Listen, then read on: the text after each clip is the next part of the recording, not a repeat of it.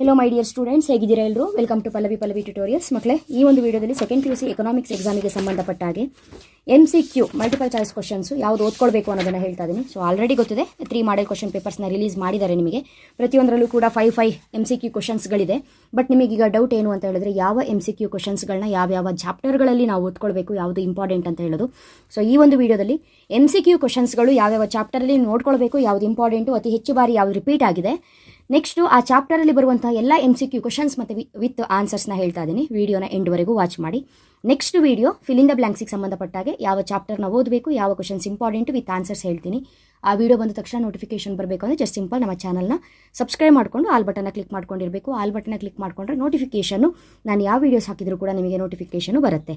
ಇಲ್ಲಿ 2024-25 ಆನ್ಯುವಲ್ ಎಕ್ಸಾಮಿಗೆ ಸಂಬಂಧಪಟ್ಟಂಗೆ 1 ಮಾರ್ಕಿನ MCQ questions with answers. Part ಎಯಲ್ಲಿ 3 ಚಾಪ್ಟರ್ಗಳು ಇಂಪಾರ್ಟೆಂಟು. MCQ ಕ್ವಶನ್ಗೆ ಪಾರ್ಟ್ ಎಯಲ್ಲಿ chapter 1 introduction, chapter 2 theory of consumer behaviour and chapter 5 market equilibrium. ಈ 3 ಚಾಪ್ಟರಲ್ಲಿ ಬರುವಂತಹ ಫಿಲ್ ಇನ್ ದ ಬ್ಲಾಂಕ್ಸ್ ಕ್ವಶನ್ಸ್ಗಳನ್ನ ನೀವು ಪ್ರಿಪೇರ್ ಆಗಬೇಕು.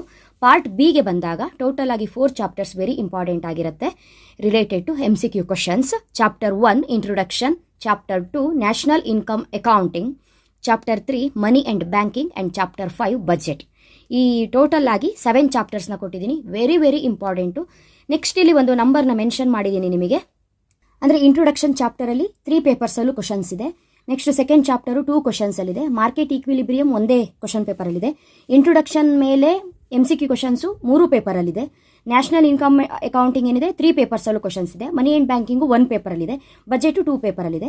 ಸೊ ಇಲ್ಲಿ ಏನಿದೆ, ಈ ಪ್ಯಾಟರ್ನ್ ವೈಸು ಜಾಸ್ತಿ ಹೈಯೆಸ್ಟ್ ಮಾರ್ಕ್ಸು ಅಥವಾ ಹೈಯೆಸ್ಟ್ ರಿಪೀಟೆಡ್ ಕ್ವಶನ್ಸು ಎಷ್ಟು ಸಲ ಇದೆ ಅಂತ ನೋಡಿಕೊಂಡು 3 ಏನಿದೆ ಅದನ್ನು ಫಸ್ಟು ಅದರಲ್ಲಿ ಬರುವಂಥ MCQ ಹೇಳಿಕೊಂಡು ಅದಕ್ಕೆ ಆನ್ಸರ್ನ ಹೇಳಿ ನೆಕ್ಸ್ಟು 2 ಮತ್ತು 1 ಕವರ್ ಮಾಡ್ತೀನಿ. ಟೋಟಲ್ ಆಗಿ ಇಲ್ಲಿ ಏನು ಚಾಪ್ಟರ್ಸ್ ಬರೆದಿದ್ದೀನಿ ಇಷ್ಟಕ್ಕೂ ಕೂಡ ಅದರಲ್ಲಿ ಬರುವಂಥ MCQ ವಿತ್ ಆನ್ಸರ್ಸ್ ಹೇಳ್ತೀನಿ. ಓಕೆ, ಇವಾಗ ಹೇಳುವಂತಹ MCQ ಕ್ವಶನ್ಸ್ಗಳಲ್ಲಿ ನಿಮ್ಮ 3 ಮಾಡೆಲ್ ಪೇಪರಲ್ಲಿ ಬಂದಿರುವ ಎಲ್ಲ ಕ್ವಶನ್ಸು ಕವರ್ ಆಗುತ್ತೆ, including last year annual exam question paper. Okay, first introduction chapter 3 ಪೇಪರ್ಸಲ್ಲಿ ಕ್ವಶನ್ಸ್ ಇರೋದ್ರಿಂದ ಓನ್ಲಿ 4 ಕ್ವಶನ್ಸ್ ಇದೆ. ಕರೆಕ್ಟಾಗಿ ನೋಡ್ಕೊಳ್ಳಿ. The scarce resources of an economy have competing usages. Which of the following is an example for micro economic study? Answer consumer behaviour. Central problems of an economy includes 3 ಹೌದು. What to produce, how to produce, for whom to produce. So answer all of the above. Last one, traditionally the subject matter of economics has been studies under the following broad branches. Economics ಅನ್ನ ಯಾವ ಒಂದು types ಅಲ್ಲಿ, ಯಾವ ಒಂದು branch ಅಲ್ಲಿ ನೀವು ಓದ್ತೀರಿ ಅಂತ ಹೇಳಿದ್ರೆ micro and macro economics. Answer micro and macro. ಈ 4 ಕ್ವಶನ್ಸ್ ಅಲ್ಲಿ ಒಂದು ಗ್ಯಾರಂಟಿ ಕರೆಕ್ಟಾಗಿ ನೋಡ್ಕೊಳ್ಳಿ. ಸೊ ಇದು ಕಂಪ್ಲೀಟ್ ಆಯಿತು. ನೆಕ್ಸ್ಟು ಪಾರ್ಟ್ ಬಿ ಯಲ್ಲಿ first chapter introduction. Highest repeated questions ಕರೆಕ್ಟಾಗಿ ನೋಡ್ಕೊಳ್ಳಿ.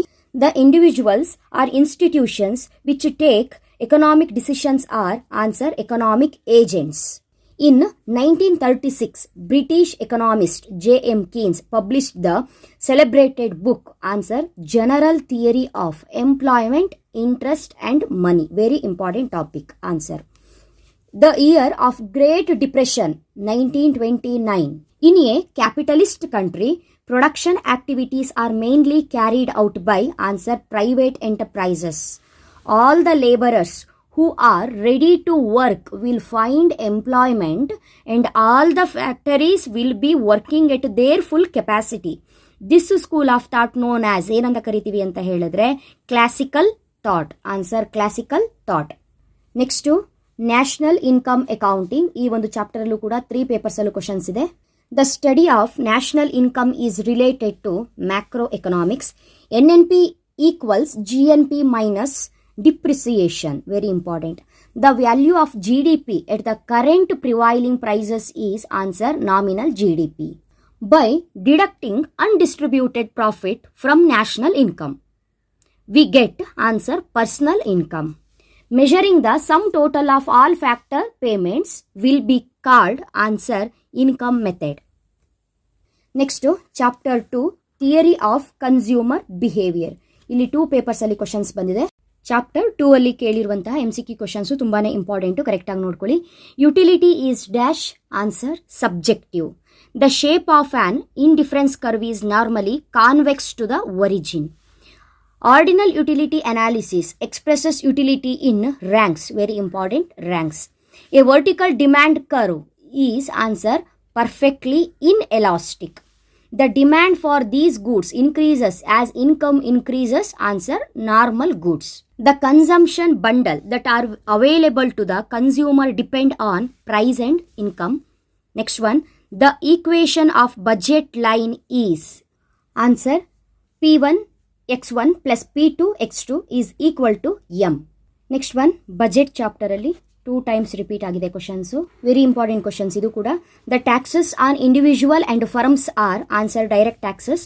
Duties levied on goods produced with in the country. Answer, excise duties ಅಥವಾ ಟ್ಯಾಕ್ಸಸ್ ಅಂತ ಇದ್ರು ಅದು ಕೂಡ right answer. The taxes which acts as an automatic stabiliser. Answer, proportional income tax. Which of the following is an example for paper tax. ಇದು ನಿಮ್ಮ model ಪೇಪರಲ್ಲೂ repeat ಆಗಿದೆ. Very important topic. Answer ಇದಕ್ಕೆ wealth tax. Paper tax ಅಂತ ಹೇಳಿದ್ರೆ wealth tax. When demand exceeds the available output under conditions of high level of employment. Answer, inflation. Next ಒಂದು question ಬಂದಿರುವಂಥ chapter market equilibrium. The government imposes lower limit on the price of goods. Lower limit on the price of goods. ಅಲ್ಲಿಗೆ answer price floor. ಅದು ನೆನ್ಪಿಟ್ಕೋಬೇಕು. Lower limit ಅಂತ ಇಲ್ಲೇನಾದರೂ question ಬಂದರೆ ನೀವು price floor ಅಂತ ಆನ್ಸರ್ ಹಾಕಬೇಕು. ಸೇಮ್ ಕ್ವಶನು ಇದೇ ಜಾಗದಲ್ಲಿ ಅಪ್ಪರ್ ಲಿಮಿಟ್ ಅಂತ ಬಂದರೆ ಆನ್ಸರು ಪ್ರೈಸ್ ಸೀಲಿಂಗ್ ಅಂತ ಕೊಡಬೇಕು. Lower limit price floor, upper limit price ceiling. In perfect competition buyers and sellers are price takers. Repeated, most repeated question. In the firm the firms earn super normal profit as long as the price is greater than the minimum of average cost.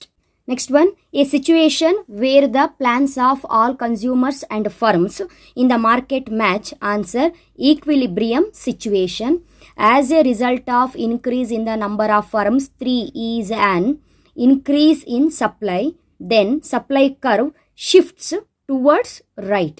Next, remaining one chapter is money and banking.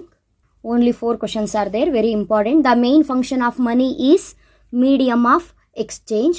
The bank which acts as monetary authority of India, RBI.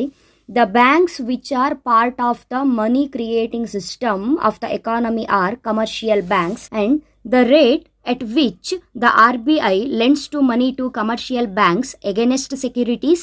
Answer, repo rate. Last one, the important tool by which RBI influences money supply is open market operation. ಇದು very important topic, open market operation. So ಇದಿಷ್ಟು ಕೂಡ MCQ questions important ಯಾವುದು with answers. Next ವಿಡಿಯೋದಲ್ಲಿ fill in the blanks questions ಯಾವುದು, ಅದಕ್ಕೆ answers ಏನು ಅನ್ನೋದನ್ನು ಹೇಳ್ತೀನಿ. ಅಲ್ಲಿವರೆಗೂ ಚೆನ್ನಾಗಿ ಓದ್ಕೊಳ್ಳಿ ಮಕ್ಕಳೇ. Thank you. All the best.